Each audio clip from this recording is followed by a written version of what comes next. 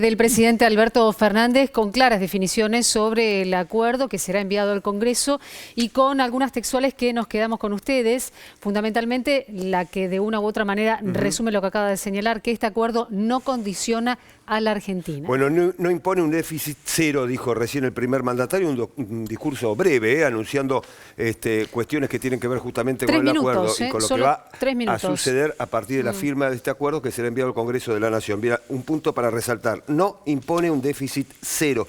¿Qué significa esto, Flor? Así es, sí. Ya dijo los lineamientos principales que tiene entonces el acuerdo con el FMI. Algo clave para el que está del otro lado, dijo, no va a implicar una devaluación, porque se decía, bueno, el FMI quiere cerrar la brecha entre el oficial y el paralelo, no va a implicar una devaluación este acuerdo. Lo que decías vos, no llegar al déficit cero. El Fondo Monetario te estaba pidiendo llegar en 2 años al déficit cero, es decir, la diferencia entre lo que gastas y lo que te entra y lo que recaudas tenía que converger muy rápidamente a ese resultado de déficit cero. Lo que se acordó es poder estirar ese sendero fiscal a lo largo de los años y por ese motivo algo que comenta es que no va a haber recorte de los principales gastos del Estado. Habló muchísimo sobre el gasto público, habló de jubilados y habló básicamente también, entre otras cosas, de gasto social. Así es. Si vos agarrás los gastos del Estado Nacional hoy, el mayor gasto se da en el gasto previsional, es decir, las jubilaciones, toda la parte de todo lo que da el ANSES, ¿no? Toda la parte social. Entonces, si alguien quisiera pensar en que se necesita un ajuste del gasto, decís, bueno, tocás por ahí. Lo descartó el presidente Alberto Fernández, tocar todo lo que tiene que ver con el gasto social y todo lo que tiene que ver con las jubilaciones. A ver, de alguna manera el presidente dijo, el fondo entendió que debemos, por supuesto, crecer para poder pagar. Si no hay crecimiento no se va a poder pagar ni esto ni nada, ¿verdad? Dio a entender que el fondo, bueno, entendió que la República Argentina debe crecer para poder pagar esta deuda multimillonaria. Sí, algo importante para crecer tiene que ver con el gasto en la obra pública, que era algo que el Fondo Monetario te decía, recorta por acá, claro, si tenés que recortar, toca esto. De hecho, si vos ves qué pasó con la obra pública 2018 y 2019, casi no hubo, o sea, se cerró lo que ya estaba, pero casi no hubo. Y entonces ahí Guzmán, esa era una de las peleas. ¿Qué dijo recién Alberto Fernández? No se va a tocar también la obra pública, que es a lo que tracciona actividad y tracciona empleo también. Sumamos a la mesa a Raúl de la Torre. ¿Qué tal, Rulo? ¿Qué Buen tal? día. ¿Cómo están? A ver, te toca esta frase, una de las primeras. Sin acuerdo no hay horizonte. Sí. Suena apocalíptico, ¿era así? Suena un poquito apocalíptico. Con o sin acuerdo, los desafíos están. Eligió un camino Argentina de sacarse de encima del problema del fondo, por lo menos en lo inmediato. ¿Qué es lo que cambia de este país con respecto al de 2018, que firmó un acuerdo que todos califican, por lo menos en el entorno del gobierno, de irresponsable, imposible de cumplir? Significa este acuerdo que estira los plazos de pago y un país que, como decía recién Pablo, se permite a sí mismo crecer y ser un país que esté en condiciones de pagar, por lo menos ir pagando las cuotas de ese acuerdo. Y por otra parte, algo que destacaba Florencia recién, puso mucho el acento Alberto Fernández en el tema de la obra pública. Contrariamente al tema del ajuste, lo que plantea, dijo, esto nos va a dar más posibilidades de financiamiento de más obra pública. Es decir, yo creo que ahí es una apuesta muy fuerte del gobierno al tema de obra pública, por lo que significa de crecimiento, generación de otras condiciones para la producción, lo que genera como empleo, lo que genera como motor para distintas actividades que se mueven a partir de todo lo que son insumos de la obra pública. Hay una apuesta muy fuerte del gobierno y yo creo que dentro de todo esto, coincidiendo un poco con lo que decía Flor, me parece que es la pieza principal que el gobierno toma a favor dentro de este acuerdo. Es lo que le va a permitir jugar con este tema de la apuesta al crecimiento. Bien. Y otra frase que tal vez ha sido la más política, ¿no? La historia juzgará quién hizo qué. Horacio Embón. La historia no queda tan lejos. La historia no queda tan lejos. Los muertos están vivos. Aquellos que creen que se fueron en el 19 están vivos y no solo alimentan medios de comunicación con mercenarios que bajan otras líneas, latentes todo el tiempo, promoviendo el caos, sino que la historia está acá nomás. Vos firmás parece que el entendimiento primero y el acuerdo después, que querían aquellos que nos llevaron a este abismo, es que vos, jubilado o jubilada, no estés más.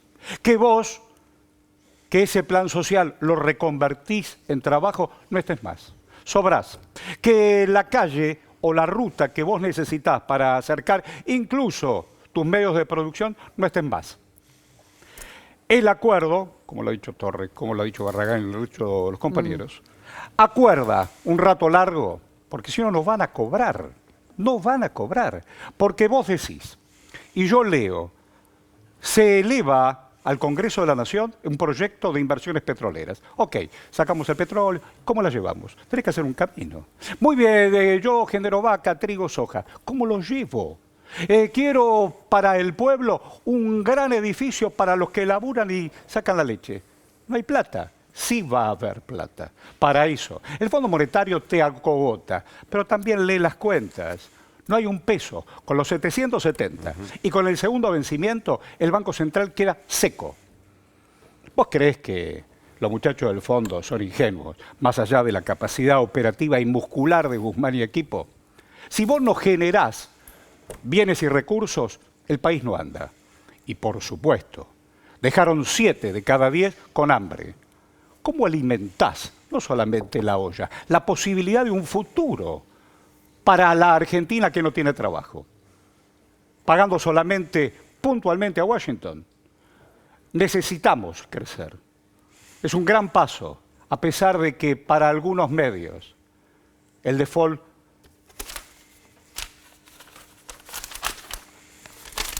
con acuerdos, sin acuerdos, invocando una vez más el default. Hasta hace 24 horas. ¿Qué pasaba antes de las 10 con el riesgo país, Barragán? Sí, así es. Hablábamos de eso, ¿no? Ya las primeras implicancias en el mercado financiero, subiendo los bonos. Entonces, ahora habría que Háblame de actualizar. dibujo, Torre. Sí, vamos a tener que seguir muy de cerca, ¿no? El impacto en el mercado financiero, qué va a pasar hoy con el dólar, tanto paralelo, los dólares financieros, los bonos, las acciones Ayer argentinas. timbiaban a 2.30, a ver si nos entendemos, 2.30. Sí. Y yo escucho a un pirulo y un fulano en una radio bastante conocida decir, tenemos el 2.20, con eso vamos a imprimir la economía. Hipócritas. Hace menos de una semana estaba a 2 gambas y en otros mercados estaba a 190. A 2.30 lo clavaron ayer. Que el blue, que el bli, ¿es cierto o no es cierto? Sí, lo que subió esta semana en los dólares financieros no tiene racionalidad económica ese precio, ¿no? Un precio de 233 pesos, que es lo que estuvo el dólar MEP, el dólar de la bolsa, el contado con liquidación. No está relacionado con la economía argentina ese precio, simplemente es un precio de pánico y de incertidumbre y no saber qué iba a pasar. ¿Qué dijiste? De pánico. Ah, pánico, no entendió. Ahora, la repregunta para Rulo y para Flor tendría que ver con lo que puede pasar en las próximas horas, porque ahora se aguardan las explicaciones, si se quieren, más técnicas, los detalles más técnicos. En minutos, el ministro Martín Guzmán y el jefe de gabinete están dando los detalles de este entendimiento con el fondo. Claro, por eso, habida cuenta de esto, podemos llegar al mediodía con una cotización distinta, por ejemplo, del dólar, que es lo que todos más entendemos que es el espejo que puede llegar a tener este anuncio que acaba de hacer Alberto Fernández. Tiene una racionalidad económica el dólar a ese valor, que es la racionalidad de aquellos que hacen diferencia con esto. Claro, hacen un negocio espectacular. Y cuidado que hacen negocio cuando sube, porque especulan vendiendo. Sí, cuando baja también hacen negocio. Van a hacer negocio, te lo podemos anticipar, van a hacer negocios. Hoy y el principio de la semana que viene, cuando esto se caiga, es decir, se cayó, ¿cuánto perdieron? No perdieron nada. Bueno, volvió el dólar puré, ¿no? Vendieron alto y van a recomprar bajo, digamos. Son los que manejan el mercado, no es que tienen datos o son unos fenómenos. Raúl, vos siempre te adivinan, sino porque lo manejan. Es un dólar manejado. El problema para la Argentina no es los que te envían y quién gana o pierde en la timba. El problema es cuando eso se transmite a la economía real. Cuando alguien aumenta un precio diciendo, y si el dólar está tan alto, yo después cómo vuelvo a comprar esta mercadería, cómo repongo la mercadería. Entonces te aumenta el precio. Ese es el esfuerzo permanente que hay que hacer. Evitar que esto contagie a la economía real. Este es el mal que provoca. Además de tratar de acorralar al gobierno para que firme el acuerdo de rodillas, para que entregue, por ejemplo, una devaluación que para ellos sería otro negocio más.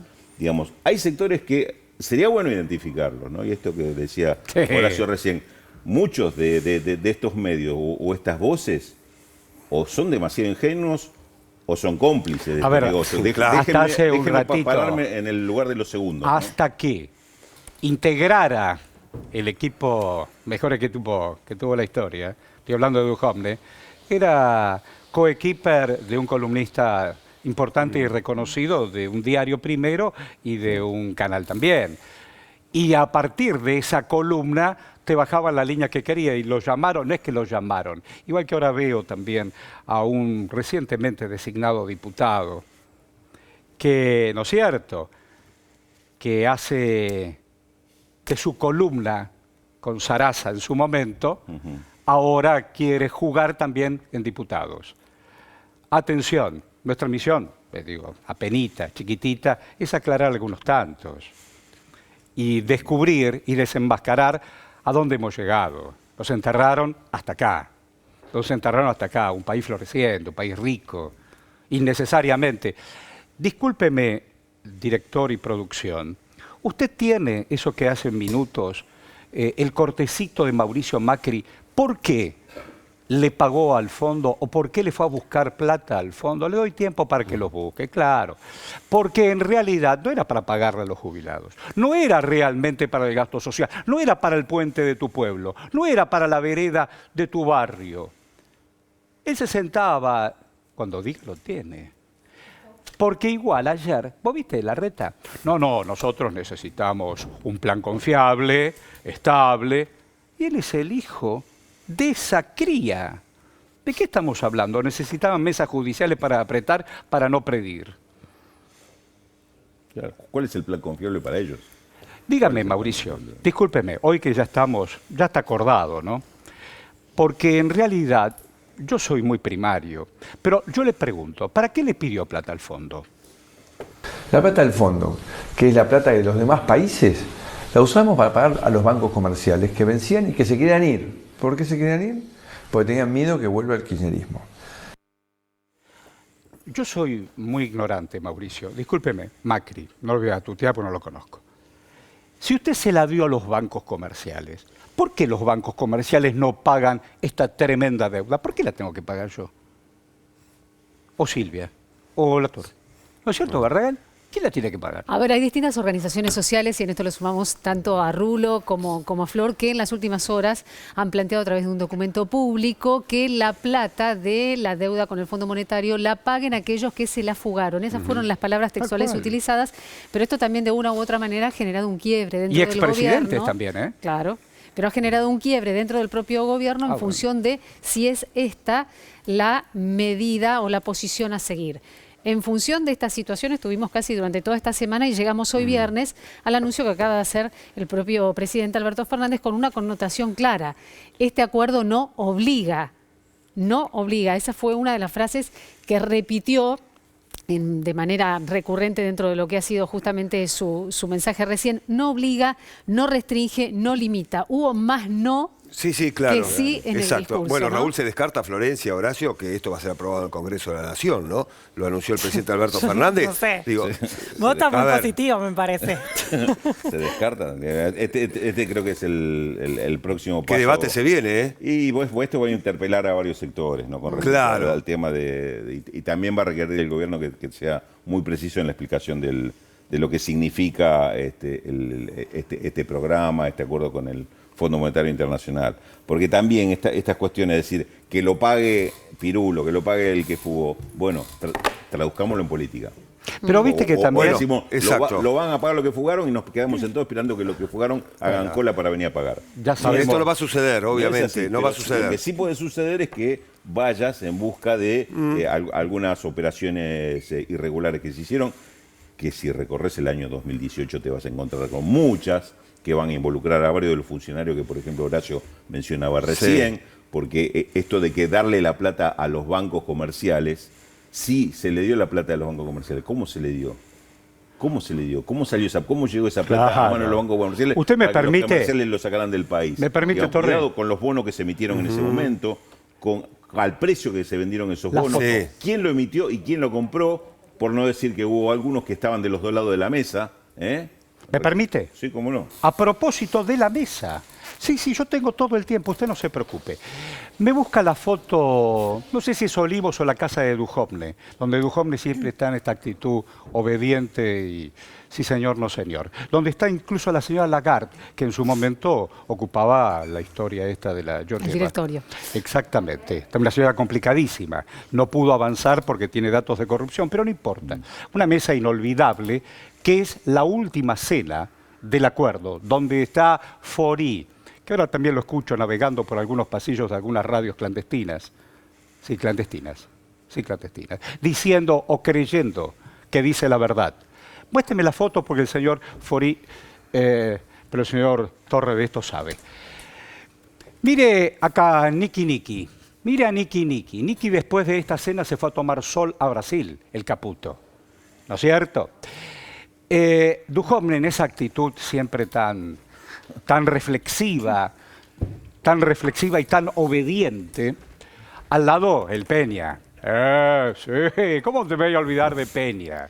El monje negro, otro que nos enterró con sus mentiras parlamentarias y de gestión.